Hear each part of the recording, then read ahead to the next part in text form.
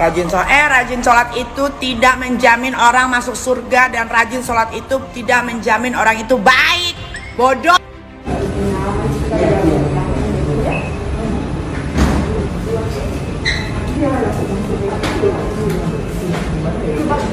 Terancam lumpuh, Nikita Mirzani jalani operasi syaraf tulang bagian belakang. Kalau ada non-muslim berbuat negatif kepada Islam, mungkin karena belum tahu. Dan yang belum tahu itu diberitahu. Pertanyaan saya, kok bisa ada orang Islam menjelek-jelekan Islam? Sebetulnya dia siapa? Karena orang yang memeluk sesuatu itu tidak akan mungkin melukainya. Anda memeluk anak Anda, apakah mungkin saat memeluk Anda melukainya? Anak Anda dipeluk, sini sayang, tiba-tiba dijitak, lah, tidak mungkin. Peluk itu tanda sayang. Anda memeluk Islam, masa Anda melukainya? Mustahil.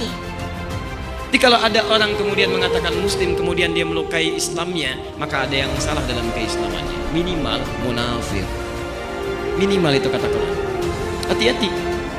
Quran surah keempat ayat ke-140. Posisi paling kiri sebelah bawah. Ini sikap bagi orang munafik.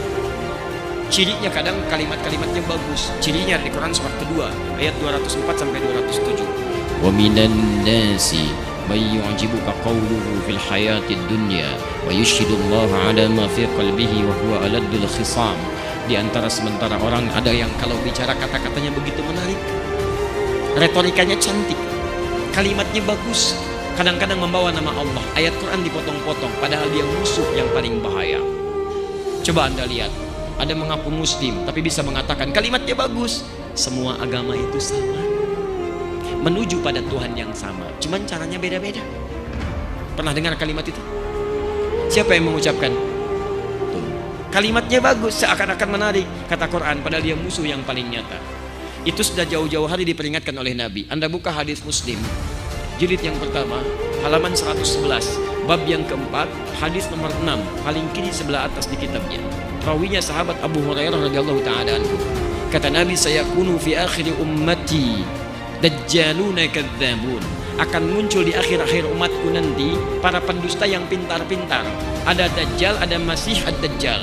Kalau Dajjal saja bukan makhluknya, tapi mengambil sifatnya. Di antara sifatnya pintar. Dajjal itu Dajjal itu pintar atau bodoh? Pernah lihat? Masya Allah. Dari mana tahu pintar? Bisa menipu orang. Kalau tidak pintar bagaimana bisa menipu? Kalau Masih ad-Dajjal makhluknya, kalau Dajjal saja sifatnya. Kata Nabi, akan banyak orang pintar yang menipu. Dan nipunya bukan nipu biasa, bukan bisnis. Kalau bisnis dari jahiliyah sudah banyak. Yang ngurangin timbangan zaman jahiliyah sudah ada. Wailul lil mutaffifin, celaka orang-orang curang. Alladzina idza talu hum 'alan nas yastawfun, yaitu kalau menimbang mereka kurangi. Jadi kalau masalah curang di bisnis zaman jahiliyah sudah ada. Kalau sekarang ada pebisnis curang, dia terlambat. Keduluan orang-orang jahiliyah. Terlambat, telat dia. Sampaikan pada orang curang, antum terlambat, sudah keduluan jahiliyah. Telat lahir dia. Tapi yang ini bukan masalah dunia.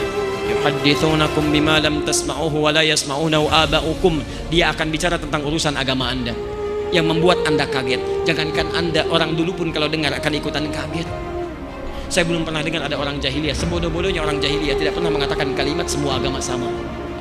Coba lihat, saya tanya sekarang, yang mengatakan semua agama sama itu orang pintar, orang bodoh? S1, S2, S3, S4, kelompok 2. Pintar, kecil. Itu teman-teman sekalian, mohon maaf. Itu kata Quran, orang-orang bermasalah. Nah, menyikapi orang seperti ini, dalilnya Quran surah 4 ayat 140. Waqad nazzala 'alaikum fil kitab, telah tetap ketentuan dalam Al-Quran.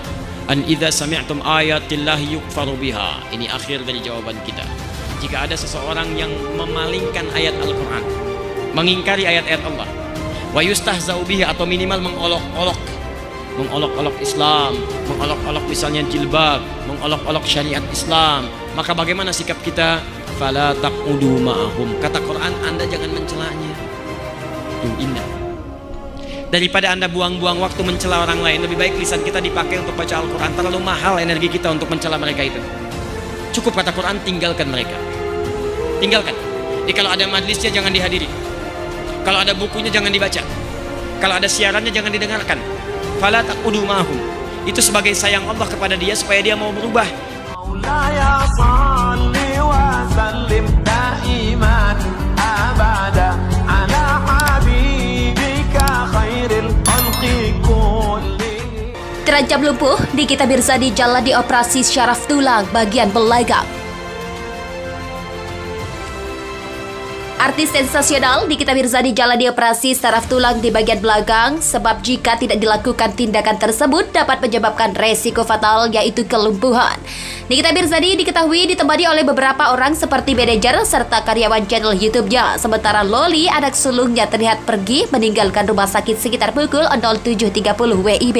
Ia melanjutkan bahwa ibunya memang perlu menjalani operasi sebab jika tidak bisa beresiko fatal. Harus dioperasi karena kalau enggak kata dokter bisa lumpuh. Jelasnya, Loli menjelaskan bahwa sakit pada ibunya itu sudah diketahui sejak lama, bahkan sebelum Niki masuk rutan, Loli pun tidak tahu bisa separah ini karena waktu itu Nikita Mirzani hanya mengeluh sakit biasa. Saraf punggungnya miring, lehernya nggak enak tapi nggak ada keluhan, pungkasnya.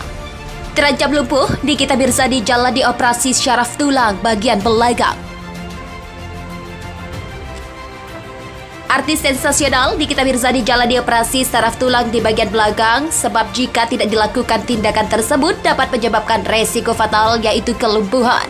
Nikita Mirzani diketahui ditemani oleh beberapa orang seperti manajer serta karyawan channel YouTube-nya. Sementara Loli, anak sulungnya, terlihat pergi meninggalkan rumah sakit sekitar pukul 07.30 WIB. Ia melanjutkan bahwa ibunya memang perlu menjalani operasi sebab jika tidak bisa beresiko fatal. Harus dioperasi karena kalau enggak kata dokter bisa lumpuh. Jelasnya, Loli menjelaskan bahwa sakit pada ibunya itu sudah diketahui sejak lama, bahkan sebelum Niki masuk rutan, Loli pun tidak tahu bisa separah ini karena waktu itu Nikita Mirzani hanya mengeluh sakit biasa. Saraf punggungnya miring, lehernya nggak enak tapi nggak ada keluhan, pungkasnya.